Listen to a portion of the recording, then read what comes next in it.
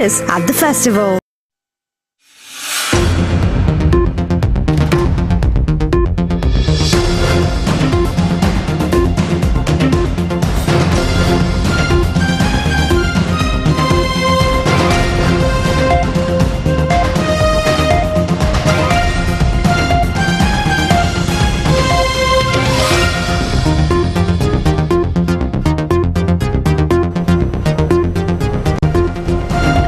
The Supreme Court today issued an interim order directing several state sector employees not to withhold funds that have been allocated for the local government election. However, the Election Commission has not yet announced a date for the local government election. Good evening and welcome. This is Primetime News on TV1. We've got details of these stories and much more lined up for you tonight. But first, a look at your headlines.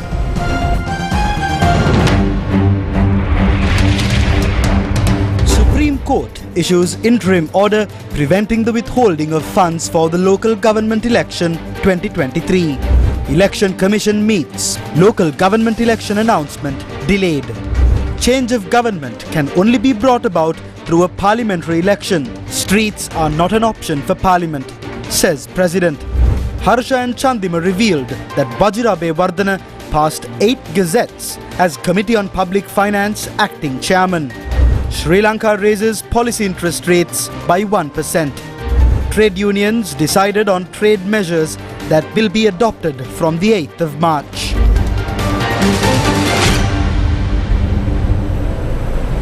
In your top story tonight, in developments on how Sri Lanka is planning on holding the local government election, Sri Lanka's Supreme Court on Friday issued an interim order on the country's Finance Secretary and the Attorney General who represents the Finance Minister, preventing them from withholding any funds allocated by the 2023 budget for the local government election.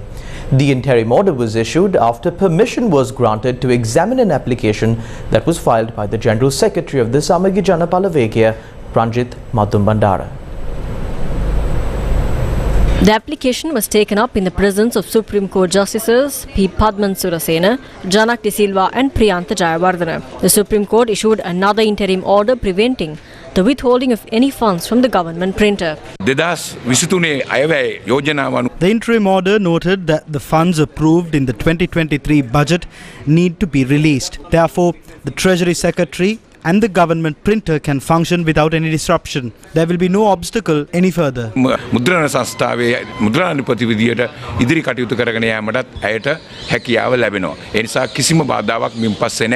application will be taken up for examination from the 26th of May 2023.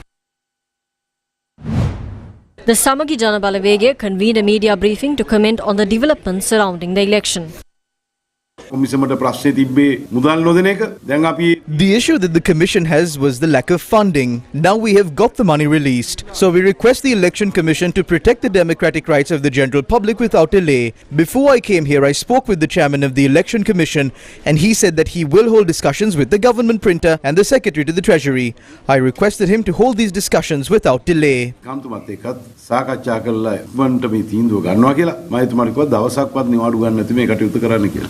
He may be the executive, he may be the finance minister, but he cannot suppress the provisions of the constitution or the powers of parliament in managing public finances using circulars. If state sector employees are planning on working according to his circulars, they must remember that they will someday be punished by a court of the people.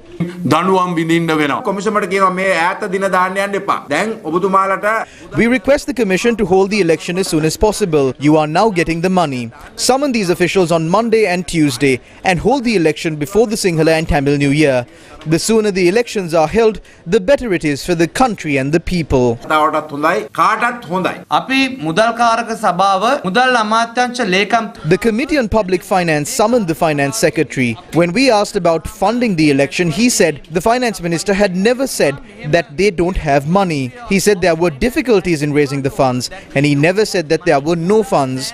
He told the Committee on Public Finance that if the government or court says the elections must take place, they will source the funds. The court had delivered an order.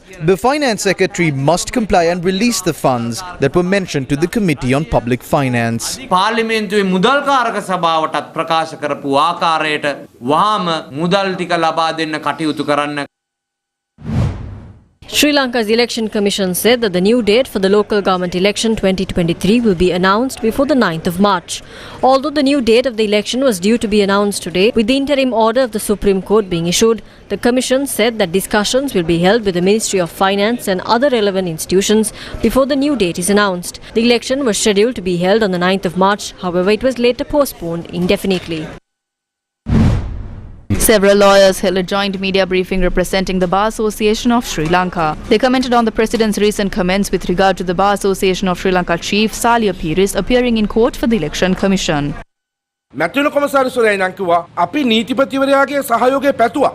Election Commission chairman said they sought the assistance of the Attorney General. The Attorney General had spoken with the President and reached an opinion with regard to the election. The Election Commission was not ready to accept that. Therefore, since they did not get the support from the Attorney General, they had to retain lawyers to appear for the election. This was clearly mentioned by the chairman of the Election Commission. Hence, President's Counsel Salia Piris appeared for the Election Commission, and the Election Commission is a client of President's Counsel Salia Piris. He is representing privately. Ranil Wickramasinghe is not hurt by the fact that President's Counsel Salia Piris was appearing for the Election Commission. Salia Piris is appearing for change in the political authority, a change in the system to protect the people's democracy and establish democracy. Who says that Salia Piris cannot appear as a citizen of this country? There has not only been an attack on democracy and the rule of law by those in power, whether it be the executive or the legislature, but there has also been all sorts of, shall I say, wild comments made against the Bar Association of Sri Lanka and its chief officers. This is regrettable, and it is regrettable that it comes from no less a person than the executive president, who is himself a lawyer, and it's very regrettable that he has made this statement in Parliament under the cover of privilege. In particular, he has labelled the President of the Bar Association as a political lawyer. The manner in which it was made seemed to be as though a very derogatory and insulting criticism of not only the head of the bar but also the entire bar. And the bar unreservedly condemns such statement or conduct as being both irresponsible and untrue. We must also raise our voice and condemn this statement. He is not a political lawyer. He has appeared in political cases, which was said by most the previous speakers, but he had appeared across the board to all the political parties when he was retained. This statement needs to be condemned. It is because it's legally wrong. Secondly, I say that it must be condemned because it's factually wrong, and Mr. Salia Piris, President's Counsel, has shown that over and over. Citizens of the People's Struggle Movement informed 3 foreign missions on the current situation regarding the local government election. The group visited the US Embassy in Colombo and presented a letter containing facts on the present state of affairs. Then the group visited the Indian High Commission to hand over the letter. However, the High Commission did not accept it.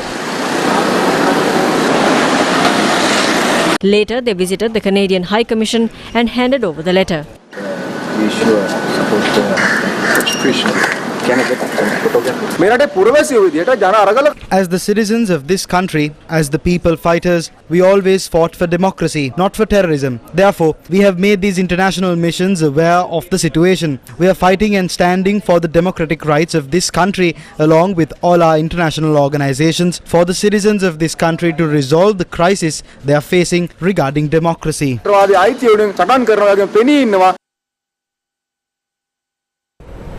In more news from here at home, President Ranil Wickramasinghe emphasized that the only way to bring about a change of government is through a parliamentary election and not through street protests, stating that the latter is not a viable option for the parliament. The president made these comments addressing the commissioning ceremony of the Air Force officer cadets at the Trincomalee Air Force Base. 40 officer cadets, including 3 females, were commissioned as officers of the Sri Lanka Air Force by President Ranil Wickremesinghe and received their ceremonial swords, which symbolises their status as commissioned officers. Commander-in-Chief of the Armed Forces, President Ranil Wickremesinghe, who arrived at Trincomalee Air Force Base, was received with Air Force honours. Thereafter, flying berets were pinned on 13 pilot officers and 7 trophies are awarded for special achievements. පියස්සර පුහුණුව ලැබූ නිලධාරීන් 13 දෙනෙකුට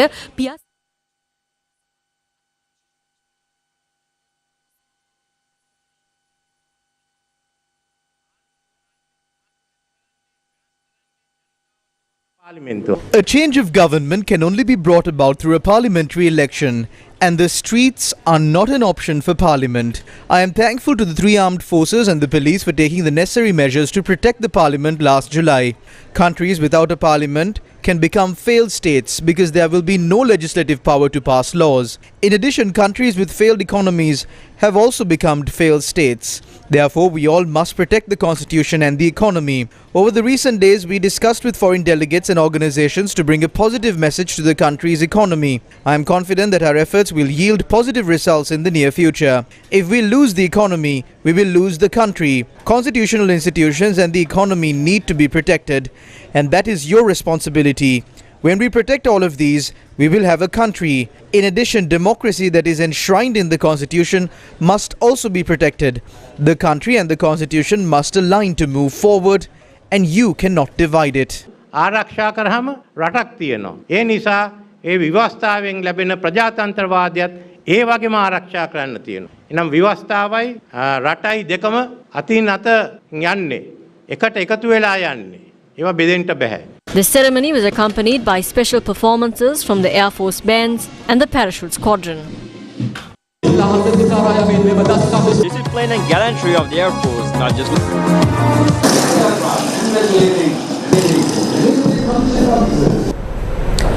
The President's media division said that IMF Managing Director Kristalina Georgieva and President Ranil Wickremesinghe held a Zoom discussion last night.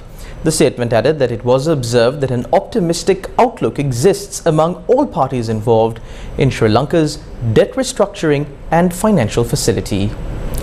Meanwhile, the Monetary Board of the Central Bank of Sri Lanka decided to raise policy interest rates by 1% from Friday. The standing deposit facility rate was increased to 15.5%, while the standing lending facility rate was increased to 16.5%.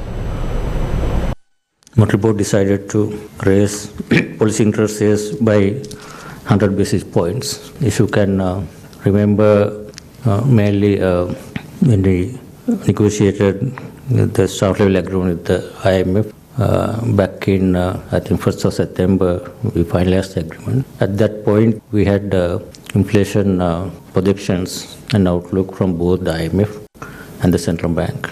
That time we were basically hoping we would get the IMF program unlocked somewhere in December, and NDA inflation target at that time, the IMF was I think 70%, and we had a little lower, but somewhere closer at that point. And that's where we raised policy rates, I think 100 basis points. In July we raised 100 basis points, and we basically had an understanding to raise by another higher amount of tightening in terms of policy rates, depending on the inflation outlook and the actual outlook that was going to happen in the next couple of months.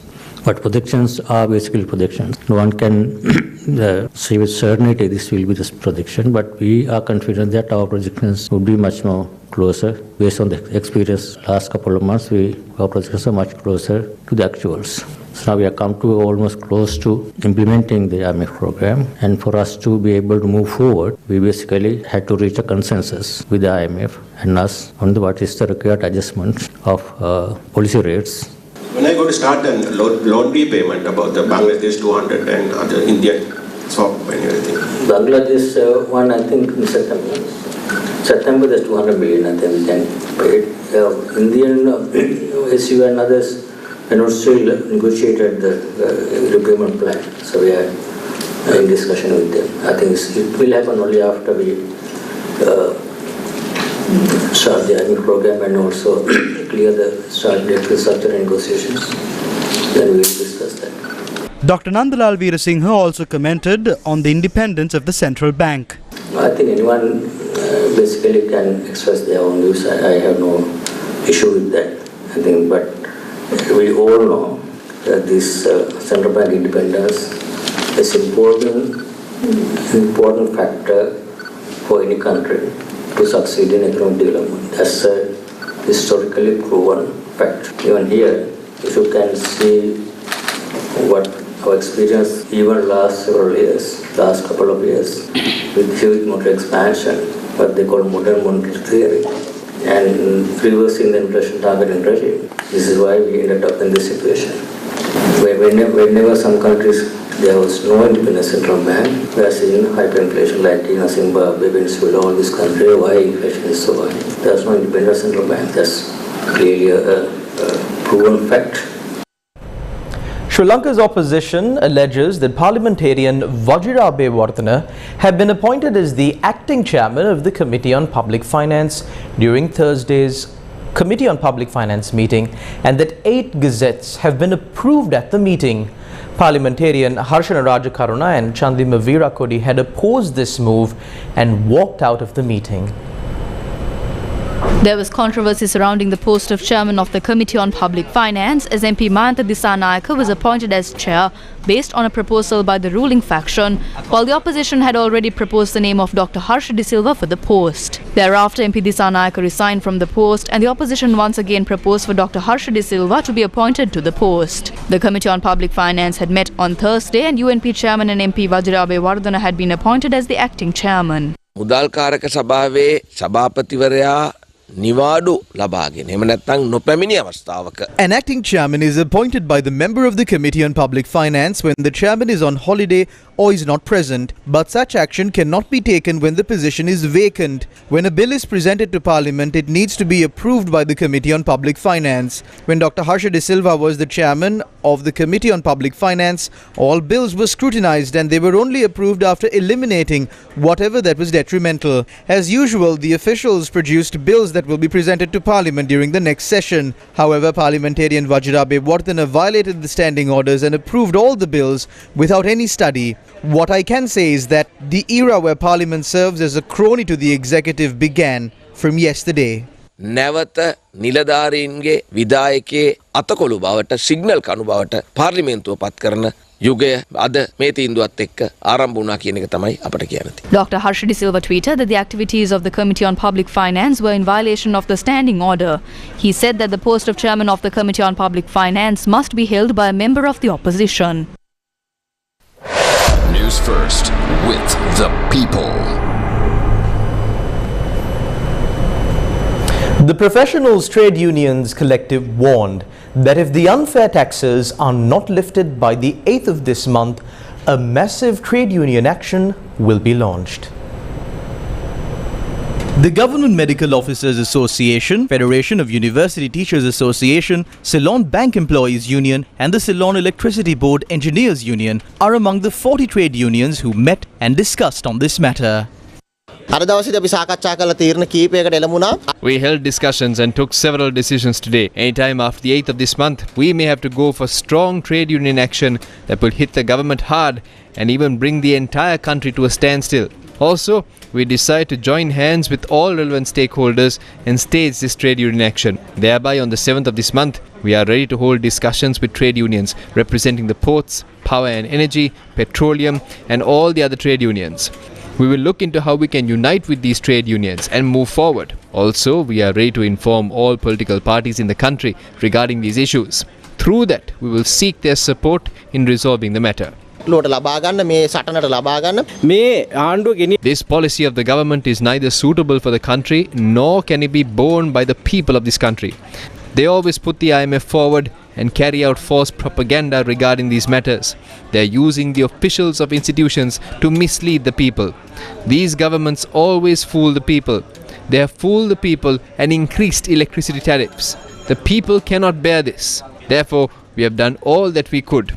What's left is for continuous strike actions. We request this government to take immediate measures to resolve these issues without letting the country fall into this abyss. From the 8th of this month, we are ready to stage large-scale trade union actions. We strongly state that we will bring this government down to its knees. There is no other solution to this. In addition to the fight that we are carrying out against these unfair taxes, professionals and others in the country are facing numerous issues. The government's actions, including the electricity tariff hike, have contributed to causing these issues. We will lead a united front against these actions. Several health sector trade unions protested during the Lanka. The Health Professionals Trade Unions Collective protested opposite the Health Ministry against the attempt to slash 15% of their allowances. The Ministry of Health has issued a circular slashing the overtime allowances of the health sector employees by 15%. We demand the Ministry of Health to recall this circular immediately. The inflation in the country exceeded 80%. The interest rates of banks are increased. The payee tax has been imposed. Against such a backdrop, there is no way that we can accept our allowances being slashed by 15%.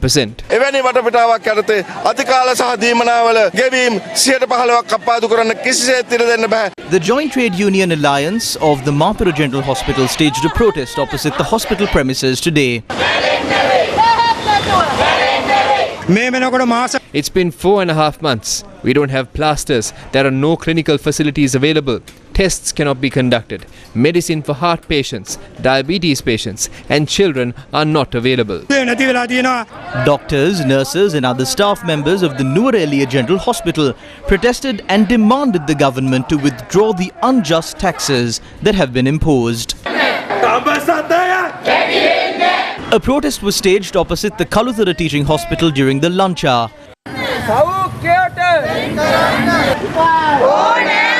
Health sector employees protested opposite the Muttur Base Hospital and the Vaunia General Hospital as well.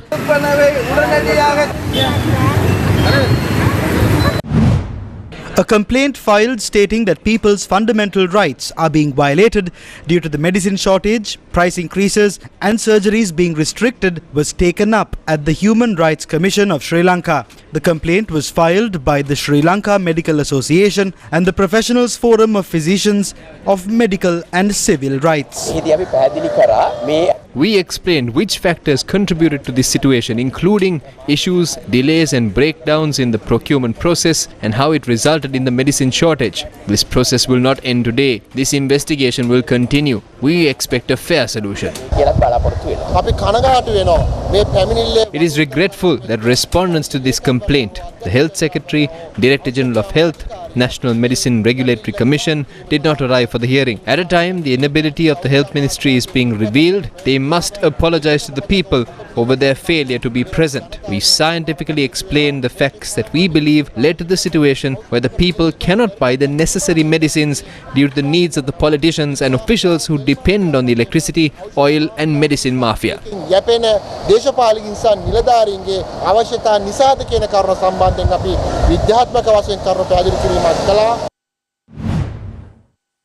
This was the response from the SLPP on protests and strike. A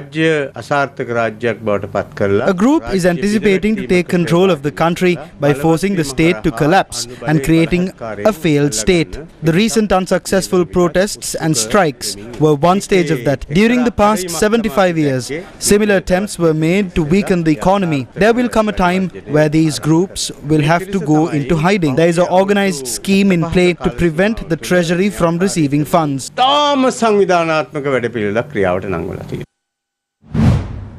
The Samagi United Trade Unions Alliance points out that corrupt deals are taking place. An incident where about 770 million rupees were wasted after payments were made for crude oil that had been discarded as outturn loss was explained during a media briefing. They have purchased crude oil from 2 ships from Melbourne and the crude oil unloaded fell short of 25,000 barrels. This company had been paid for this shortfall of crude oil as well. They have paid more than $6 million USD as demurrage. Then is this not a scam? The Ceylon Petroleum Corporation issues a statement on the 19th that all of this is being done according to the contract. They request for unambiguous facts to be reported, but everything that the media said was true. They have paid money outside of the contract, knowing very well what they were doing. There is no requirement to seek advice from the Attorney General. The reason being that our agreements clearly state the agreement with these two ships also state that the arbitration will be held in Singapore. When this provision is there, and when there is a provision to say that the corporation need not pay the outturn loss if it is not below 0.3%, how was this money paid? They have paid an extra $2.5 million. In rupees, that's over 780 million. When this was revealed to the public, the minister in charge sent out a tweet on the 18th of last month, reducing the price of kerosene by 50 rupees when he had previously said that there's a loss of 21 rupees and 49 cents per litre of kerosene. Therefore, based on the formula that the price of kerosene oil was calculated, the price of a litre of petrol that is said to be sold at a profit of 13 rupees should be reduced. A litre of diesel that is said to be sold at a profit of 11 rupees should be reduced. The corrupt purchases of fuel done by this government has now been revealed. They have been caught red-handed.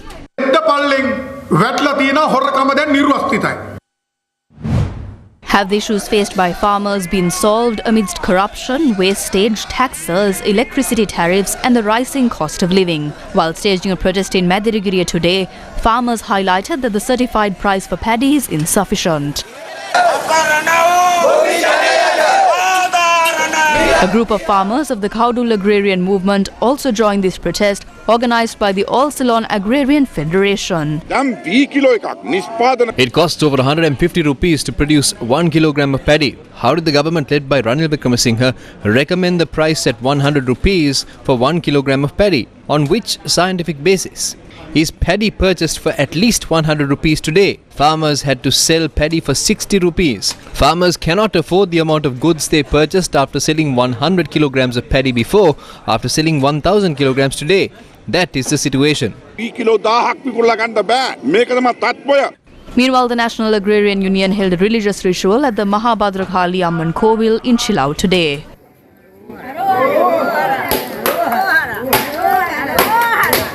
No matter how many times we inform these officials, they don't care about farmers. The agriculture industry in the country has collapsed. The agriculture minister is merely a scarecrow and puppet. But the scarecrow in the paddy field at least chases birds and animals away. They are trying to destroy the harvest of the yalla season as well. Leader of the Ceylon Workers' Congress, Sendil Thundaman, highlighted that unfair labour practices were being carried out in the estate sector. The Ceylon Workers' Congress strongly condemns the unfair practices followed by the RPC plantation companies in the estates. They are deducting almost 3 kilos per weighing. Per day they are doing 3 weighings, that's almost around 9 kilos. And sometimes certain estates deduct factory shortage of 2 kilos, that's around 11 kilos. The estate management fixes norms, the working target, without the consultation of the workers, with an unimaginable target where the workers couldn't achieve. Apart from that, they also deduct 11 kilos and make sure that they don't get the proper wage of 1000 per day. We have written a strong letter to the Planters Association to immediately stop this kind of unfair practices, labour practices in the estate, failing which we will be taking this, not only protesting this in the estates in a harder way, but also taking this to the national and international forums. The Sri Lanka Navy, in coordination with the Maritime Rescue Coordination Centre in Colombo, rendered assistance to bring ashore a non-motorised pleasure craft in distress off the southern coast on Thursday. The craft, with 2 crew members from New Zealand, was safely towed to the port of Hambantota. The duo were on a registered voyage from Thailand to Galle. The pleasure craft Little Donkey belongs to New Zealand, was on a maritime research as it ran into a defect in its pedal-based rowing system. Accordingly, the craft with 2 foreign crew members aboard was safely towed to the port of Hambantota to fix the issue. Reportedly, the pleasure craft with 2 crew members has developed a defect in its pedal-based rowing system whilst crossing the Bay of Bengal from Thailand to collect high-quality microbiological samples for DNA analysis to support some research work. The craft was in distress in the SRR of Sri Lanka off the southern coast when a distress message was disseminated to MRCC Colombo by the local agents on the 2nd of March requesting the towing assistance from the Sri Lanka Navy to bring the craft ashore for repairs. At the directives of the Commander of the Navy, Vice Admiral Priyantha Pereira, the Navy rushed a fast attack craft P483 of the 4th Fast Attack Flotilla in the Southern Naval Command to the sea area where the craft was in distress. Subsequently, the P483 set about towing the craft with 2 crew members to the port of Hambantota for much needed repairs. International Women's Day 2023 falls on the 8th of March, and tonight we take a look at a female business leader who rose above the ranks to lead the industry from the front.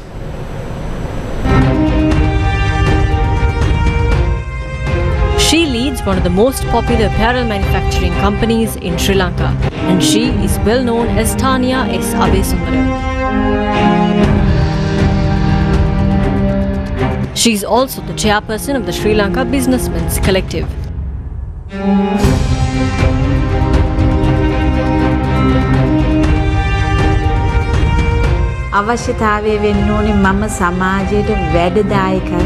The objective should be that I should be of service to my community. Any woman can start a business in a small scale. I started this company that employs around 600 people from the small scale. Today my company owns 7 factories. You need motivation and it will sustain on your skills. Your skills come to play when you become courageous. Every single woman is courageous. Upgrade whatever you have learned and whatever skill you possess. Take time for that. The first step in anything is to be strong.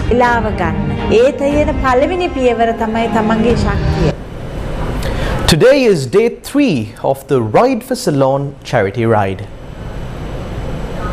Day 3 of the 7th annual tour of Jaffna, also dubbed Ride for Ceylon, was flagged off from Batticaloa on Friday morning and reached Mullathib. Ride for Ceylon is aimed to redevelop and expand the historic Green Memorial Hospital, Manipai, in the war-gutted Jaffna. It's been a great experience being able to ride across the country with a great team and just be able to do it for a great cause as well. Riders, based on their experience and riding speeds, were divided into 3 groups. Each group had a peloton ride captain. The ride is also supported by Sri Lanka's tourism sector, including House of Travels and Tourism as destination management to promote So Sri Lanka and attract tourists to the island nation. Today we had a beautiful ride, it was beautiful weather, great company with the Sri Lankan riders. Tomorrow we're on our way to Jaffna, last day of the ride, and we're really looking forward to it, and we'd like to see you all out there at Jaffna to wave us in. Ride for Ceylon is a 4-day, 474-kilometer bike ride and will take place from the 1st to the 4th of March 2023. The ride will end on Saturday in Manipai in the northern province. World Wildlife Day, that is marked today, is an opportunity to celebrate the many beautiful and varied forms of wild fauna and flora. Partnerships for wildlife conservation is the theme for 2023, and Sri Lanka continues to bask in the global spotlight for its unique tourism offerings in 2023. And this time, it is for the top next wildlife safari experience outside of Africa.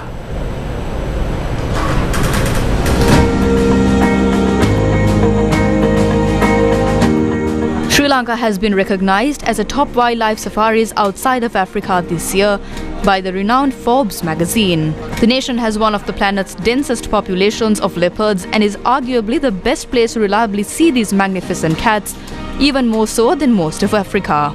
The renowned Forbes magazine said there are also Asian elephants, peacocks, water buffalo, monkeys and sloth bears to be seen in Sri Lanka. At the same time, the efforts taken by the Department of Wildlife Conservation, Sri Lanka, should not be forgotten. This leopard cub was lost in the wild and was rescued by the wildlife officers and reunited with its mother. This unique and rare moment was captured on camera by the Department of Wildlife Conservation and shared with Newsfirst.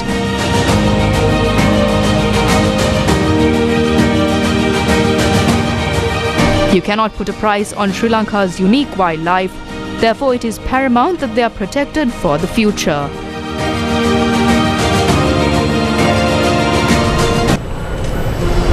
And that's a wrap of Primetime News on TV1 for tonight. To follow details of these stories and more, you can log on to our website www.newsfirst.lk. I'm Charlene Benedict for the News First team.